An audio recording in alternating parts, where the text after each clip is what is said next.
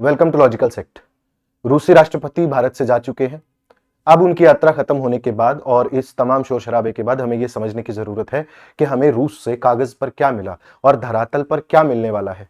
आपने रूसी राष्ट्रपति के हवाई जहाज से लेकर के उनके ब्रीफकेस, उनकी सिक्योरिटी और तमाम तरीके की स्टोरीज देख ली होंगी, लेकिन इस यात्रा का जो असल उद्देश्य था वो था भारत और रूस के संबंधों को मजबूत करना और ऐसी डील्स करना जो दोनों देशों के लिए फायदेमंद हो। तो उन्हीं डील्स को 6 अलग अलग बिंदुओं के जरिए समझने की कोशिश करते हैं कि भारत को रशिया के राष्ट्रपति क्या देकर के गए हैं और कैसे हमारी साझेदारी और ज्यादा मजबूत हुई है और भविष्य में कैसे भारत रूसी जो दोस्ती है उसको आगे बढ़ाने के लिए ये जो मीटिंग थी ये बहुत अहम मीटिंग का काम करेगी। तो ये जो सेशन था ये 25वीं मीटिंग थी, 25वीं एनिवर्सरी थी डिक्लेरेशन ऑन स्ट्रेटेजिक पार्टनरशिप की, जो भारत और रूस के बीच में होती है। दोनों एक दूसरे के साझेदार हैं, तो इस तरीके की पार्टनरशिप्स दुनिया भर में चलती रहती है और द्विपक्षीय शिखर सम्मेलन कोई नई बात नहीं है। तो जो रूसी राष्ट्रपति आए वो प्रधानमंत्री नरेंद्र मोदी के बुलावे पर आए थे। ये दोनों राष्ट्राध्यक्ष जब अपनी पिछली मीटिंग में मिले थे, जब प्रधानमंत्री नरेंद्र मोदी रूसी राष्ट्रपति की गाड़ी में यात्रा कर रहे थे, उस समय प्रधानमंत्री ने इनको न्योता दिया था कि इस बार आप भारत आइए और पुतिन ने वो न्योता स्वीकार किया। यहां आकर के उन्होंने कहा कि दोनों राष्ट्रों के बीच में संबंध बहुत अच्छे हैं, बहुत गहरे हैं, गर्मजोशी से एक दूसरे का स्वागत भी किया गया, बहुत अच्छी बात है। लेकिन अब हमें समझना होगा कि पहला जो बड़ा सेक्टर है उसमें भारत को क्या मिला है और वो है बिजनेस, यानी कि ट्रेड। तो दोनों राष्ट्राध्यक्षों ने, वैसे नरेंद्र मोदी राष्ट्राध्यक्ष नहीं लेकिन फिर भी टॉप लीडर्स आप उसको कह सकते हैं, कि उन्होंने मिलकर के ऐसा कहा कि 2030 तक हम रूस और भारत का व्यापार 100 बिलियन यूएस डॉलर कर देंगे। अब देखिए इसमें एक बात समझने जैसी है, 100 बिलियन यूएस डॉलर करने का मतलब यह है बायलैटरल ट्रेड का कि भारत और ज्यादा चीजें रशिया से इंपोर्ट करेगा। मसलन हम रशिया से ऑयल तो खरीद ही रहे हैं जिसकी क्वांटिटी हमने और ज्यादा बढ़ा दी है। इसके अलावा उनके जो डिफेंस इक्विपमेंट्स हैं, चाहे वो उनके फाइटर जेट्स हों, चाहे S-400 या S-500 की डील्स हों, इसके अलावा नेचुरल एनर्जी, गैस और अदर जो स्पेस रिलेटेड हमारे इक्विपमेंट्स हैं वो खरीदने की बात हो। लेकिन सवाल वही है कि अब भी हम रशिया से खरीदने को लेकर के डील्स कर रहे हैं। हमने अपने एक्सपोर्ट का क्या किया? रशिया कह रहा है कि आज जो हमारे बीच में व्यापार 60 बिलियन यूएस डॉलर का है उसे बढ़ा करके 100 बिलियन यूएस डॉलर कर देगा। लेकिन ये जो व्यापार का संख्या बढ़ी है ये तो हमारी तरफ बढ़ी है, हम डेफिसिट में गए हैं। चाइना के साथ हम ऑलरेडी 80-20 डेफिसिट पर काम कर रहे हैं, यानी कि अगर 100 बिलियन यूएस डॉलर का व्यापार होता है तो 80 बिलियन तो हम इंपोर्ट कर रहे हैं। ऐसा ही हाल हम रशिया के साथ कर देंगे। यूएस से हमारे साथ इसी बात को लेकर के नाराज है कि हम अपने सेक्टर्स यूएसए के लिए नहीं खोल रहे थे क्योंकि वो हमें एक्सपोर्ट करना चाहता था, इससे हमारी इकोनॉमी और ज्यादा कमजोर होती। अब समस्या यह है कि जब रशिया हमें बहुत ज्यादा सामान एक्सपोर्ट करेगा तो उसको हम बैलेंस कैसे करेंगे? वैसे तो रशियन राष्ट्रपति ने हमें भरोसा दिलाया है कि हम इस ट्रेड को बैलेंस करने की कोशिश करेंगे, लेकिन इसका तरीका नजर नहीं आता, क्योंकि जितना ऑयल हम रशिया से इंपोर्ट कर रहे हैं वो हमें किस तरीके से फायदा देगा इस पर हमने अभी कोई विचार नहीं किया है। हालांकि भारतीय एजेंसीज ने यह दिखाया, हमारे जो उपक्रम है उन्होंने कोविड काल के दौरान भी रशियन ऑयल खरीद करके ऐसा कारनामा किया कि हम रशियन ऑयल खरीदते, अपने यहां पर उसको फिल्टर करते और बाहर देशों को सप्लाई कर देते, मेजरली यूरोपियन कंट्रीज को। तो इनडायरेक्टली हम एक तरीके से रशियन ऑयल पर मुनाफा ही कमा रहे थे, और यह मुनाफा अगर रशियन ऑयल का इंपोर्ट और ज्यादा हुआ तो हमें और ज्यादा होगा। यह एक तरीका हो सकता है। दूसरा, व्यापार में रशियन राष्ट्रपति ने कहा कि अब समय आ गया है कि हमें डॉलर की बाध्यता को खत्म करना होगा, तो हम डी डॉलराइजेशन की तरफ काम करेंगे। इससे यह हुआ कि दोनों राष्ट्र अब अपनी अपनी करेंसीज में व्यापार कर पाएंगे। भारत रुपए दे पाएगा रशिया को और रशिया अपनी करेंसी में भारत को पे कर पाएगा, और वो एक प्रॉपर सिस्टम के जरिए दोनों देशों में बैलेंस बनाने का काम करेगा। ये हमने किया है ट्रेड में। उसके अलावा अगर बात करें तो इकोनॉमिक कॉपरेशन में भारत ने स्ट्रेटेजिक एरिया में program for development of strategic areas of India Russia economic cooperation, ये जो प्रोग्राम चल रहा है इसको 2030 तक एक्सटेंड करने और इसमें सामान पर भारत और रशिया में बैलेंस लाने का काम करने पर जोर दिया है। फ्री ट्रेड एग्रीमेंट दोनों देशों के बीच में चल रहा है जो जारी रहेगा। ये एक बहुत बड़ी जीत भारत के लिए है, क्योंकि अमेरिका ने जिस तरीके से भारत के ऊपर दबाव दिया था उसके बाद हमारे लिए जरूरी हो गया था कि कोई अंतर्राष्ट्रीय शक्ति हमारे पक्ष में आकर के खड़ी हो। अगर वो नहीं होती है तो भारत की इकोनॉमी शायद कुछ समय के लिए ट्रबल में आ सकती है। लेकिन अमेरिका को यहां पर एक बात समझनी होगी कि भारत एक ऐसा स्विंग स्टेट बन गया है अमेरिका, रशिया और चाइना के बीच में, कि जो इस पर काबू पा लेगा या जो इसे अपना दोस्त बना लेगा अपनी शर्तों पर, वही देश आने वाले समय में शायद अंतरराष्ट्रीय मार्केट को और जियोपॉलिटिक्स को रूल करेगा। क्योंकि इस हिस्से से चाइना, रशिया और भारत, शायद तीनों को अमेरिका ने खो दिया है और भारत अब अमेरिका से अपनी शर्तों पर डील करने के लिए बात कर रहा है, ना कि हमेशा की तरह अमेरिका की शर्तों को मानना और उसके दबाव में कार्य करना। यह एक बहुत बड़ा संदेश अमेरिका के राष्ट्रपति को भी गया है और यहां जो मीटिंग हुई उसकी धूम पूरी दुनिया में मची है। यह बात कहने में कोई शक हमें नहीं होना चाहिए। दूसरा, भारत में जो करेंसी बायलैटरल सिस्टम है वो मैं आपको कह चुका हूं कि बायलैटरल करेंसी एक्सचेंज पर हम काम कर रहे हैं। तो भारत अपनी करेंसी में और रशिया अपनी करेंसी में इस व्यापार को करेगा। फिर जो एनर्जी सेक्टर है उसमें भारत ने रशिया से एक ऐसा प्रोविजन लिया है कि हम और ज्यादा एनर्जी रशिया से खरीदेंगे, साथ ही जो ऑयल की सप्लाई अभी तक हो रही है उसको और ज्यादा बढ़ाया जाएगा क्योंकि उस पर हमें मुनाफा पहले से हो रहा है। साथ ही रशिया भारत में एक और न्यूक्लियर पावर प्लांट बनाने पर काम करेगा। ये कुडनकुलम न्यूक्लियर पावर प्लांट इसे कहा जाएगा और इसके जो भी इक्विपमेंट्स होंगे या इसमें जो भी इन्वेस्टमेंट होगा, इसकी टेक्नोलॉजी ट्रांसफर होगी, वो रशिया द्वारा की जाएगी। और रशिया से हमें सबसे बड़ा जो फायदा है वो यही है कि रशिया हमें टेक्नोलॉजी देता है, बाकी दुनिया के देश हमें टेक्नोलॉजी नहीं देते हैं, चाहे वो फाइटर जेट बनाने की हो, चाहे न्यूक्लियर एनर्जी की हो, सारी टेक्नोलॉजी रशिया ट्रांसफर करता है। That is a very good thing for us and we should take it positively. इसके अलावा भारत जो क्रिटिकल मिनरल्स हैं उनमें रशिया के साथ मैन्युफैक्चरिंग, उनका एक्सट्रैक्शन और उनके ट्रेड में एक अहम पार्टनर बनने वाला है।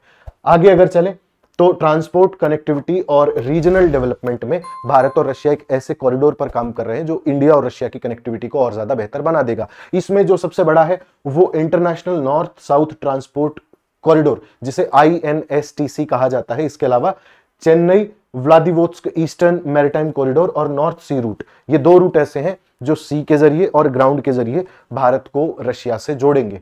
इससे भारत और रशिया का व्यापार बेहतर और त्वरित होगा। इसके अलावा कनेक्टिविटी बढ़ने से दोनों देशों के बीच की दूरी और संपर्क और ज्यादा बेहतर होंगे। अगर लोगों के जुड़ाव की बात कही जाए तो रशियन नागरिकों को भारत में 30 दिन का फ्री वीजा एंट्री देने का प्रावधान भारत सरकार ने भी किया है। तो ये तो रशिया को मिला है, हमने दिया है। हम बात करें कि हमें क्या मिला है। इसके अलावा Russian far east and Arctic zone में भारत एक 2 साइडेड इन्वेस्टमेंट की पार्टी बनेगा। इससे भारत आर्कटिक जोन में जो भी रिसर्च हो रही है या अर्ली रिसर्च फेज में भारत एंटर कर पाएगा, इसलिए इंटरनेशनल कम्युनिटी का पार्ट बनेगा और रिसर्च के साथ साथ भारत वहां पर जो मिनरल्स होंगे, क्रिटिकल मिनरल्स होंगे, उनमें भी हिस्सेदारी रखने वाला राष्ट्र बनेगा। यह बहुत बेहतर हुआ है। इसके अलावा रशिया ने भारत की जो सीट है यूएन में उसको परमानेंट कराने को लेकर के तो जो बाध्यता थी, प्रतिबद्धता थी, वो तो जाहिर हमेशा से करता रहा है, आगे भी की है। साथ ही भारत के मिलिट्री और मिलिट्री टेक्निकल कॉर्पोरेशन में, यानी कि भारत की जो आर्मी है या जो मिलिट्री है, उनसे रिलेटेड जो भी एडवांसमेंट्स होंगे, डेवलपमेंट होंगे, रिसर्च होंगे, उनमें भारत और रशिया एक दूसरे के साथ कोऑपरेट करेगा।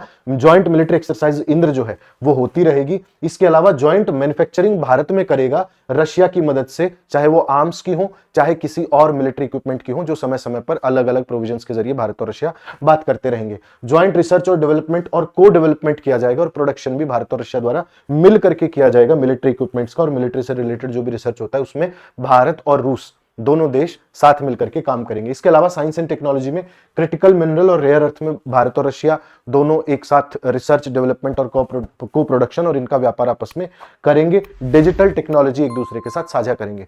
अब डिजिटल टेक्नोलॉजी से मतलब यह है कि वो सारी तकनीक जो अमेरिका से हमें बचा सकती है एक तरीके से, क्योंकि हम आज बहुत सारे अमेरिकन ऐप्स के, उनके सोशल मीडिया के या उन कंपनियों के दबाव में काम कर रहे हैं जो हमारे डेटा को चोरी करके शायद अंतर्राष्ट्रीय बाजार में बेच भी रहा है, जिससे हम किसी न किसी तरीके से थोड़े बहुत ही सही लेकिन प्रभावित जरूर हो रहे हैं। तो इससे बचाने में भी रशिया हमारी मदद करेगा। इसके अलावा स्पेस टेक्नोलॉजी में दोनों ने एक दूसरे के साथ कोलैबोरेट करने की बात कही है। काउंटर टेररिज्म पर दोनों राष्ट्रपतियों ने एक दूसरे के साथ सहमति जताई है और कहा है कि भारत के प्रधानमंत्री नरेंद्र मोदी और रूस के राष्ट्रपति व्लादिमीर पुतिन ने कहा है कि जहां भी टेररिज्म होगा हम उनके खिलाफ कार्रवाई करेंगे और इस पर हम जीरो टॉलरेंस की पॉलिसी रखते हैं। चाहे भारत में पहलगाम का हमला हो, चाहे क्रॉकस सिटी हॉल मॉस्को में 22 मार्च 2024 को हुआ हमला हो जिसमें बहुत लोगों की जान गई थी, दोनों ही देश टेररिज्म से परेशान हैं। तो ये एक तरीके का मैसेज है पाकिस्तान को और अमेरिका को भी कि अगर कोई भी गड़बड़ कराने की कोशिश की गई तो भारत उस पर चुप नहीं बैठेगा और रशिया भारत के साथ है।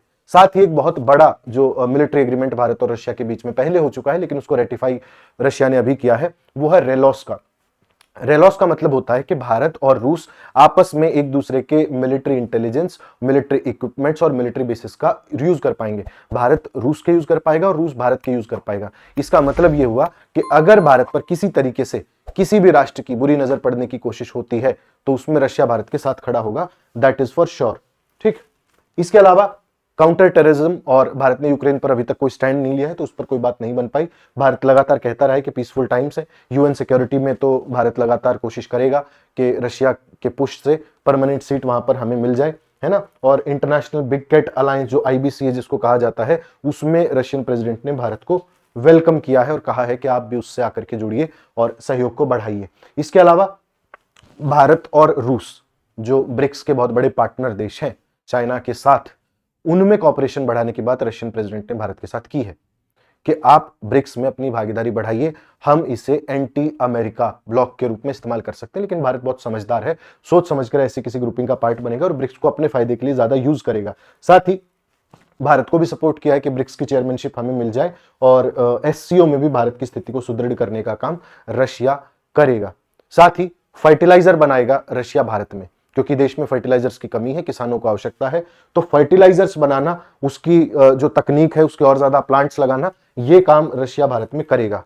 और इसमें आने वाले समय में हमें बहुत ज्यादा वृद्धि देखने को मिलेगी और भारतीयों को जो समस्या होती है आज खासकर किसानों को, वो आने वाले समय में नहीं होगी। इसके अलावा पीपल टू पीपल टाइज के तहत मैंने कहा कि दोनों देश वीजा फ्री एंट्री और ट्रैवल और टूरिज्म पर बात कर रहे हैं और शायद ये अपने अंतिम लक्ष्य तक जब पहुंच जाएगी तब हम इसके और बेहतर सूरत देख सकेंगे। तो भारत ने रूस के साथ 7 बड़े एरियाज पर बातचीत की, सहयोग बढ़ाने की बात की और भारत को बहुत कुछ रूस से इस यात्रा के दौरान मिला है। प्रेसिडेंट पुतिन ने एक सच्चे मित्र का दायित्व निभाया है और अब भारत की बारी है कि वो रूस का साथ देकर के अमेरिका लेड ब्लॉक को पीछे धकेले और जो अमेरिका भारत पर दबाव डालता था या हमें अपनी शर्तों के अनुसार चलाने की कोशिश करता था, उसको हम एक स्ट्रॉन्ग मैसेज दें कि आने वाला दशक भारत का है और अगर भारत के साथ या उसके हितों के साथ कोई छेड़खानी की गई तो ये अमेरिका या दुनिया के किसी भी देश के लिए अच्छा नहीं होगा। अगर आप ये वीडियो यहां तक देख रहे हैं तो मैं आपसे रिक्वेस्ट करूंगा कि आप हमें सब्सक्राइब करें। हम ऐसे इश्यूज पर लगातार बातचीत करते रहते हैं। इस वीडियो को लाइक करें और चैनल को सब्सक्राइब जरूर करें। बहुत बहुत धन्यवाद।